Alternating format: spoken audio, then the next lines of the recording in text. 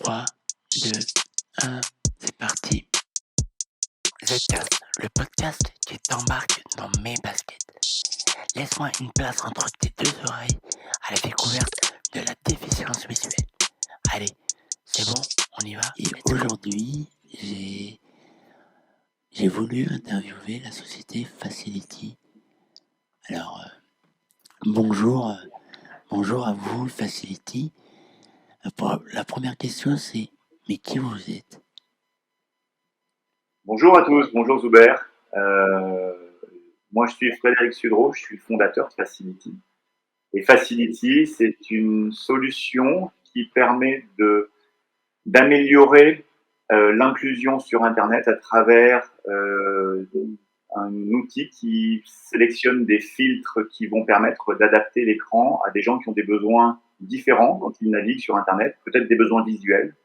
Donc on va grossir les caractères globalement.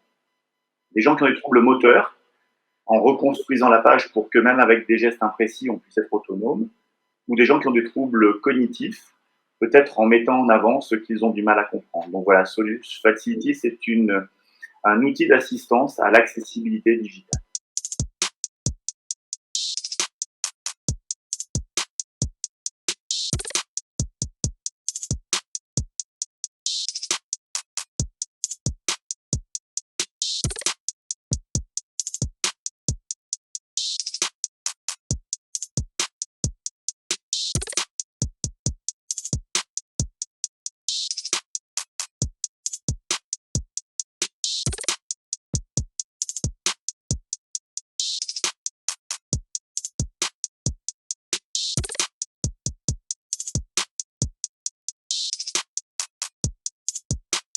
D'accord, donc ça répond à quel genre d'attente aujourd'hui? Combien de personnes sont en situation qui ont des difficultés sur les réseaux et quels sont un peu les chiffres aujourd'hui? Très bien, bonjour Charlotte. Donc moi je suis en charge de développer au niveau commercial la solution Facility et donc pour répondre à votre question, aujourd'hui Facility est une solution qui va répondre à des gens, donc comme le disait Frédéric, qui ont des troubles très divers. Il se trouve qu'aujourd'hui dans la population française, environ 24% de la population va se retrouver à un moment au cours de sa vie avec des troubles qui peuvent être provisoires ou permanents, qui vont impacter leur vie au quotidien et notamment leur navigation Internet. Alors ces troubles, comme le disait Frédéric, ils sont divers. Ils peuvent être visuels. Aujourd'hui, pour donner un petit peu des chiffres, par exemple, 8% des hommes sont daltoniens. Et du coup, se retrouveront dans des situations où quand ils navigueront sur un site qui peut être très beau, mais si la couleur qu'ils ne perçoivent pas est majoritaire, ils vont se retrouver dans une situation où ils ne comprendront pas les nuances. Il y a aussi des troubles, alors d'autres troubles visuels, hein, comme typiquement les seniors qui sont atteints de DMLA ou de troubles liés à la cataracte, qui vont du coup impacter encore une fois leur navigation. Donc on crée un outil qui va améliorer cette visibilité. Il y a aussi des troubles, comme le disait Frédéric, cognitifs, comme la dyslexie. Vous demandiez des chiffres, 3 millions de personnes aujourd'hui sont dyslexiques. Malheureusement, il y en a de plus en plus et ces gens-là, quand ils vont devoir lire un texte, ils seront dans l'incompréhension car ils vont confondre des lettres entre elles, des mots entre eux. Donc nous, on va venir avec un système qui va permettre d'écarter les mots entre eux, les lettres entre elles et de faire ressortir des lettres qu'on va dire miroirs en rajoutant des petites gommettes de couleur. Il y a aussi des troubles, on va dire, physiques, donc des gestes imprécis liés soit à des gens qui sont atteints de la maladie de Parkinson, environ 200 000 personnes aujourd'hui, ou d'autres types de maladies, la sclérose en plaques, la maladie de Wilson. Donc là, on va venir grossir les zones de clic, les encapsuler dans des liserés bleus pour les aider, les guider dans leur navigation. Il n'y a pas que des troubles, on va dire, vraiment identifiables, il y a aussi des troubles qu'on va dire temporaires. En fin de journée, après avoir passé 8 heures devant un ordinateur, on peut avoir des migraines ophtalmiques ou une gêne, une vision qui se floute. Dans ce cas-là, on va avoir des filtres qui vont permettre justement d'optimiser le contraste, de réduire les contrastes, de faire ressortir tout ce qui va être les textes. Voilà, donc ça va être des filtres plus dits de confort pour optimiser l'expérience utilisateur. Donc, pour synthétiser, Facility peut s'adresser à cette population qui, un jour ou un autre de sa vie, sera écartée de l'usage traditionnel du digital pour des raisons temporaires ou permanentes, mais pour accompagner les gens qui, globalement, sont en recherche de confort. Et on comprend très bien, un collaborateur qui passe sa journée devant un ordinateur peut avoir des troubles aussi. Donc, ce sont des gens en plus. Et pourquoi ne pas imaginer aussi toute cette population de personnes seniors. La population mondiale vieillit et forcément le nombre de personnes en légère perte d'autonomie peut être de plus en plus nombreux. Donc voilà, ça fait un éventail super large.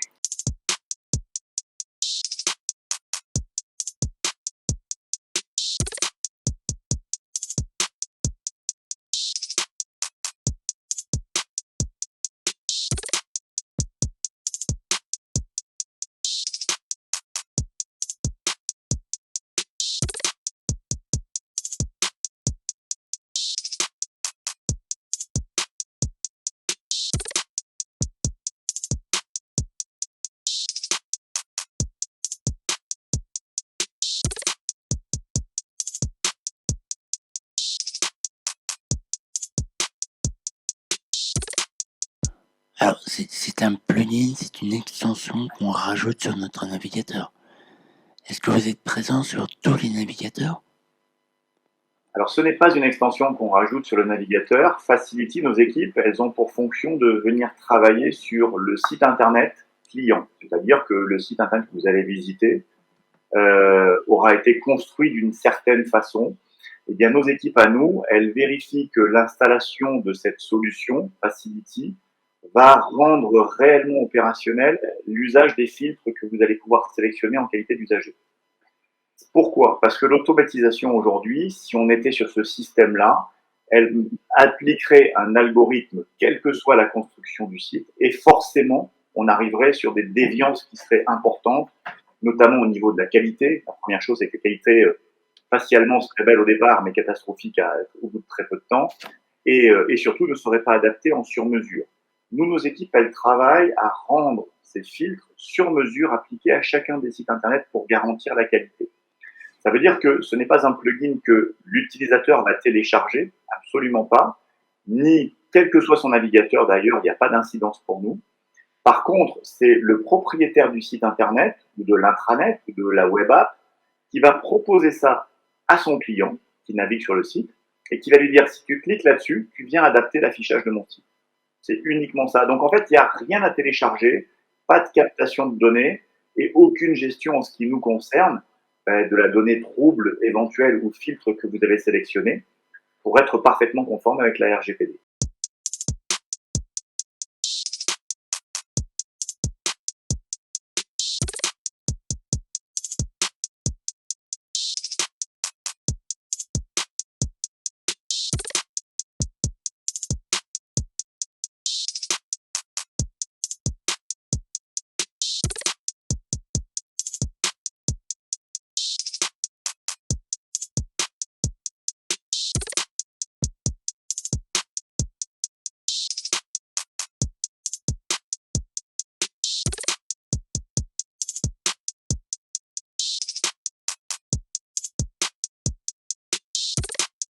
Mais est-ce que les sites derrière font un travail de normalisation de la RGPD sur leur site ou ils s'arrêtent totalement à vos filtres, à votre travail? Alors en fait, dans la normalisation, il y a deux points que vous abordez. C'est peut-être la construction du site en elle-même. Donc nous, on n'intervient pas du tout sur un site tel qu'il est construit. On n'a pas d'action là-dessus. Il est fait tel qu'il est fait. Et nous, on corrige avec nos outils pour un affichage différent. Mais si on parle de normalisation technique, en effet, ce sont les développeurs du site Internet ou les équipes tech de ce site Internet qui vont pouvoir améliorer le code pour le rendre encore moins perfectible et de plus en plus robuste à tous les traitements auxquels ils pourront être soumis. Ensuite, en ce qui concerne la gestion des données, nous, on ne capture aucune donnée, mais comme on est sur une solution qui est externalisée au site, il n'est pas non plus possible, au niveau du site Internet, de venir capter de la donnée. Puisque il faudrait qu'ils viennent sur nos serveurs, vérifier ce qui se passe, etc., etc. Donc, ils ne vont pas savoir non plus quel filtre a été poussé sur leur site internet ou demandé ou sollicité par l'utilisateur. Donc, il n'y a pas de croisement de données possible. Et nous, ça fait partie des engagements CNIL que l'on a. De toute façon, on a interdiction, dans tous les cas, de venir capter de la donnée. Et on a tellement d'anonymisation possible qu'on le prouve pour des raisons de sécurité qu'on ne peut capter aucune donnée, donc pas plus de données de santé de l'utilisateur.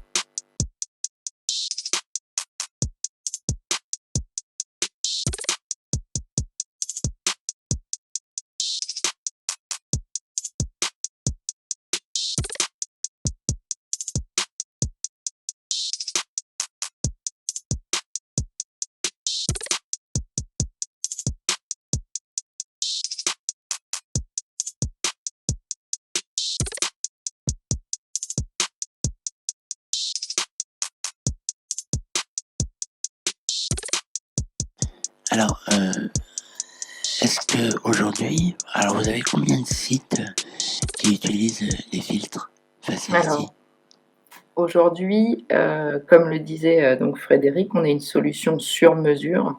L'objectif, c'est que chaque site garde son ADN, c'est sa vitrine. Et aujourd'hui, en termes de quantité de sites, nous équipons plus de 500 sites. On a une communauté d'utilisateurs qui est de 800 000 utilisateurs. Et aujourd'hui, on a 3 millions de pages vues par Facility. Voilà un petit peu les données chiffrées.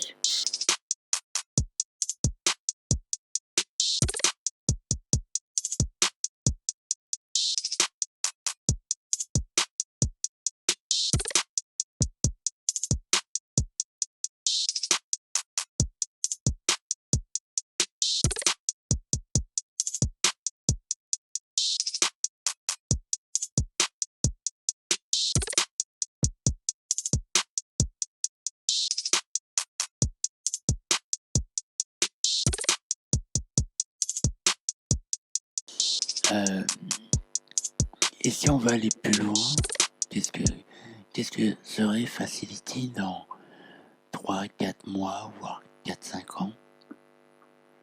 On a tous le droit de rêver, donc nous, ce qu'on aimerait, bien entendu, c'est que tous les sites soient équipés de solutions complémentaires ou alternatives en fonction de leur âge et de leur technologie. Quand on fait un rapport à une enquête qui a été faite récemment au niveau notamment de DocaPost, on dit cette enquête dit que 81% des usagers souhaiteraient avoir un outil comme Facility qui leur permette d'adapter complètement leur navigation. C'est-à-dire de personnaliser. On est dans l'ère de la personnalisation aujourd'hui. Vous prenez une chaise de bureau, vous avez des manettes dans tous les sens qui vous permettent de l'optimiser, d'avoir le meilleur confort possible dans votre assise. Mais c'est pareil dans une voiture. C'est pareil si vous voulez habiller les lumières de votre appartement. Vous pouvez créer des scénarios si vous le voulez. On est dans l'ère de la personnalisation à plein de niveaux. Eh bien, notre rêve le plus fou, ça serait peut-être de dire qu'en effet, les UX designers, comme on les appelle, les techniciens prennent en compte le fait que la personnalisation de l'outil digital, c'est aussi de la rétention de clientèle, mais c'est aussi répondre au meilleur parcours pour l'usager, quel que soit l'usager, quelle que soit sa situation, trouble ou pas d'ailleurs, parce que ça sera le meilleur moyen de passer votre message, de véhiculer votre image de marque si vous êtes une marque, de passer aux valeurs aussi, le fait de dire que vous ne considérez pas que les individus soient uniques mais pluriels. Tout ça, c'est de l'expérience utilisateur. Donc ouais, notre rêve, ça serait d'être présent à plein d'endroits différents, un maximum de sites, et puis voilà, Charlotte disait 800 000 utilisateurs, on est en réalité aujourd'hui à 915 000 utilisateurs, on va passer très vite le million là, et on en est super fiers parce que 1 million d'usagers de notre solution, pour nous c'est un vrai succès, mais qui n'est que au début de sa carrière. Tu as aimé l'épisode? Alors je compte sur toi pour partager, liker, commenter, et je te dis à très bientôt pour de nouvelles aventures. Bye.